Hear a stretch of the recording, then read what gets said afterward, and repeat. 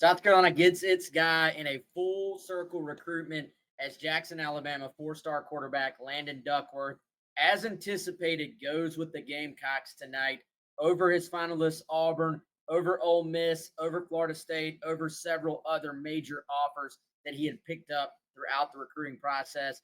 As you know, if you've been following us on GamecockCentral.com, Duckworth has been a priority target for Shane Beamer, for Mike Shula, and for that entire staff for quite a while. So a huge commitment for the Gamecocks as they get their 13th pledge in the class of 2026, the 4-star Landon Duckworth. Again, big commitment for the Gamecocks. Let's go ahead and bring in my partner in crime here, Chris Clark, also of Gamecock Central, as we dive into what the Gamecocks are getting and who they're getting in their brand new commitment, Landon Duckworth. First, I just want to thank you all for being here. This moment means everything to me. And it wouldn't be possible without God and support, love, and sacrifice from so many people. To my mom, thank you. You've been my foundation through the early morning, late night, tough game, and even tough conversation. To my coaches, thank you for pushing me past my limits. You didn't just teach me football, you taught me discipline and accountability. I want to thank my teammates playing this league made me better each day, and I wouldn't be here without every work we put in together.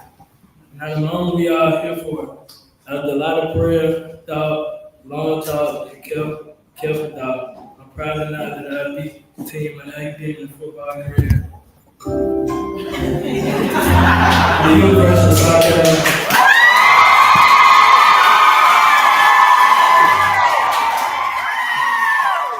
I want to dive into the tape here a little bit, man.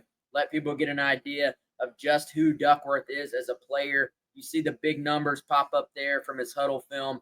And I think he is, I would say, arguably one of the highest upside quarterbacks in this entire class when you look at the physical ability, the athleticism, the ability to just physically throw the football, and still going to be some development to take place here, right? Like, as I said, not a finished product, but you look at him escaping in the pocket here, creating big plays with his legs, tall frame, big-bodied kid. We've talked about, you know, the ability to dunk the basketball and make it look effortless, and he's got a whole kind of highlight tape of that. The ability to spin the football out there from different angles, kind of that sidearm, three-quarter at times, and just really has those markers you're looking for in terms of potential in a modern-day quarterback at the SEC level. Yeah, that's what's so exciting about him. And Wes, real quick, to go back to a point that you mentioned of crediting the staff a couple years ago for going and finding Landon more than a couple years ago and then getting him, honestly, pretty quickly committed. You know, that set all this into motion, right? Like, there's a chance maybe we're not talking about Landon Duckworth right now if Jody Wright wasn't on staff and didn't have those connections, right? I mean, he committed in August of 2023 before his season, and he's played 2 seasons since then, obviously. You know, he played the 2023 football season. He played the 2024 football season.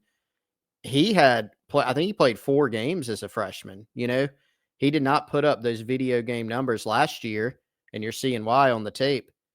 3,400 passing yards, 39 touchdowns, and then rushed for 648 yards and 12 touchdowns too. So huge numbers, but that built over time. And you've seen that progression of him as a player, only playing in a handful of games as a freshman, the past 2 seasons doing big things. And I think you could anticipate as a senior this year, Landon Duckworth's probably going to have a pretty darn good senior year as he continues to progress. But I mean, the exciting thing about him is, yes, there's a lot of potential, but man, the tools that you already see are pretty impressive. Like, this guy's a true dual threat. He can throw the football down the field.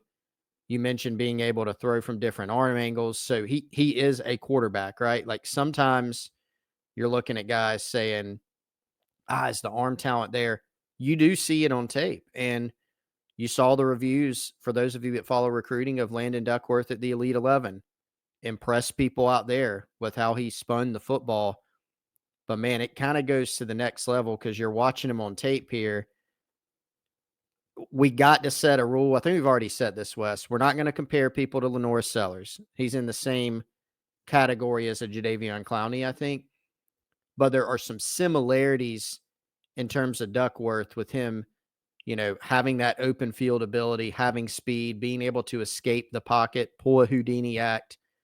Obviously, it's tougher in the SEC level than in high school, but this kid, I think, is only going to get better and better, and just a lot of tools here at the quarterback position. Yeah, and I mean, at this point in his development, Lenora Sellers was not known yet to be Lenora Sellers and what he is Right. today. So, I don't think it's far-fetched to say he does have some tools like that. He has some athleticism like that.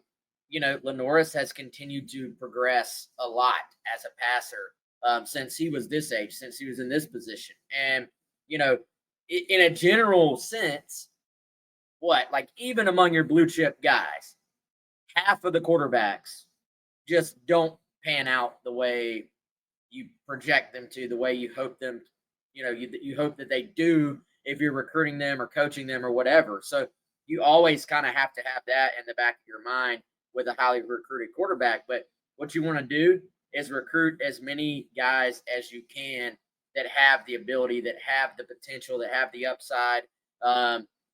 And you know what I think is a little bit lost in the shuffle here with Landon? There's some really nice intangibles here too, man. Like, you talk to people around the program, like they love what Landon is all about. Like, they love him as a kid. They love his demeanor around the program. He, it was a while before he got back on campus. There was a stretch where he wasn't in Columbia very often, but then there was a stretch where you had unofficial, official visit, and then that final unofficial. And so he was back around everybody. You get the sense from talking to people that it was one of those things, kind of like when an old friend you haven't seen in a while stops by, and it's like you didn't have that time window in there where you didn't see him. Comfort level was there, but I just think he kind of fits the kind of person South Carolina wants to bring in. There's a comfort level on both sides of this thing. So very likable kid, has handled the process well and respectfully the entire way. And, that part matters too, man. Yeah, it does. And honestly, man, if you want to bring up another kind of Sellers similarity, they are different kids. I mean, covering Sellers, covering Duckworth. I'm not going to pretend that I've talked to Duckworth, 15 or 20 times, but have had the chance to interact with him since he was being recruited. Again, he's been on South Carolina's radar for a couple years now. And, he's got that, not a Sellers like demeanor, but in a similar way, just a good kid, someone that you like having around your program. And I've heard the same things you had just about the personality. Wes, here's something I think too. Shane Beamer is definitely bringing this up in signing day, at his signing day press conference. He's going to bring up how Landon Duckworth is a state champion, right? 4A state title game last year, 69-6 win for Jackson, Alabama in that game. So they're apparently a pretty good team. But Duckworth, 14 of 17, 325 yards and 5 passing touchdowns. That's the most passing yards ever in a 4A state title game in the state of Alabama. So got some pretty good football players in that state, obviously. So the numbers have been, video game like for him. And again, man, like, is there some development to do? Yes, but actually that's pretty exciting with a guy like him, given what he's already done in high school, the type of kid he is, and just the bag of tools that he has at his disposal. Speaking of numbers, let's dive into the rankings here, the ratings, just a little bit real quick.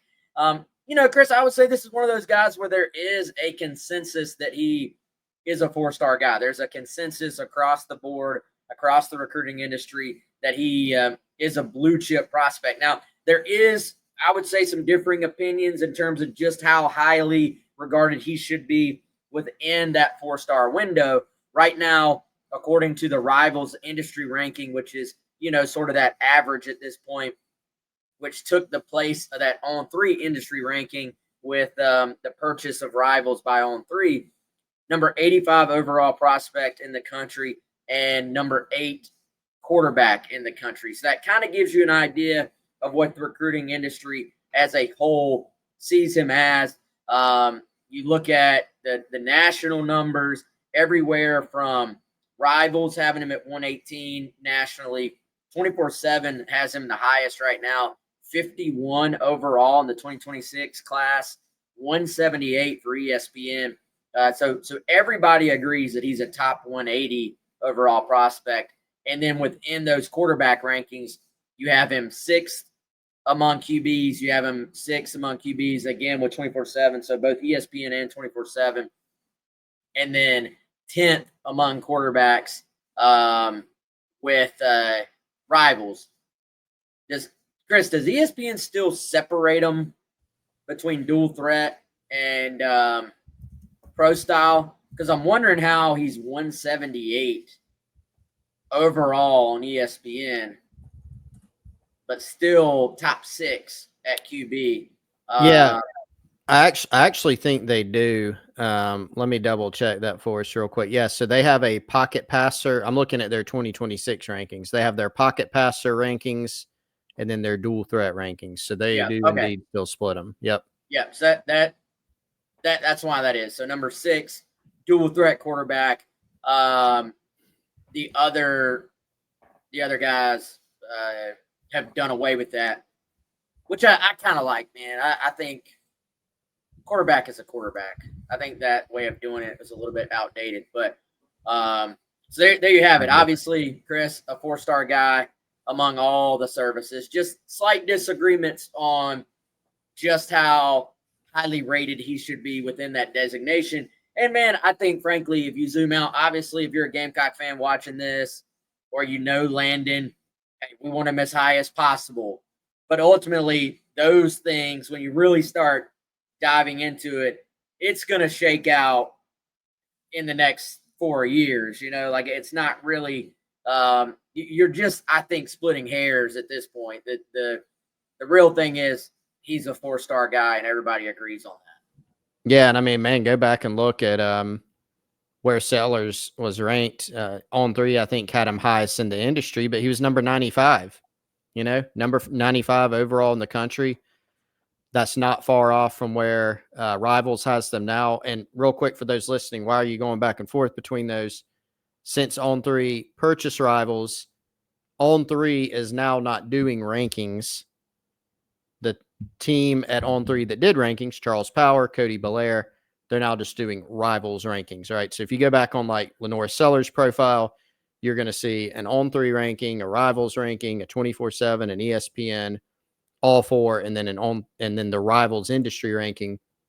Now you're just going to see 3, right? You're going to see Rivals, 24/7, ESPN, and then the industry ranking, which is the average of all 3 of those. I don't know how much we've talked about that, Wes, so just throwing that out there real quick. But yeah, I mean, Lenore Sellers, number 95 nationally by On 3, they were the service that had him the highest in the industry, number 8 quarterback in the country. So that was actually a really good class for quarterbacks. Nico was number 1. A guy named Arch Manning was number 2. You had Jackson Arnold in there, Dante Moore. Sam Levitt was in that class, right? But so was Sellers. So regardless of where you kind of slot him, Wes, there's agreement that he's a 4-star guy. And then kind of where do you have him after that, Yeah, and regardless, a massive pickup there for South Carolina.